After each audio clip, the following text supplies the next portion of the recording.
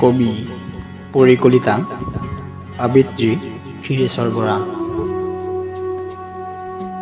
প্ৰেম আৰু কবিতা। প্ৰেম আৰু কবিতাৰ সৈতে মোৰ অসংখ্য সংসাৰ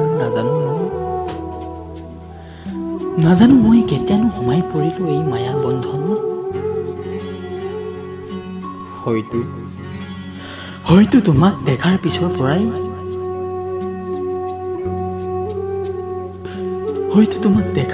পৰাই অনুভূতিবোৰ কবিতা হৈ নিগৰিছিল। শব্দৰ বুটাৰ বছাৰ মূৰত কবিতাৰ পখিলাবোৰ,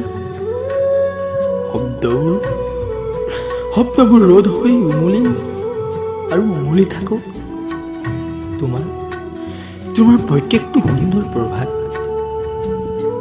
ধন্যবাদ।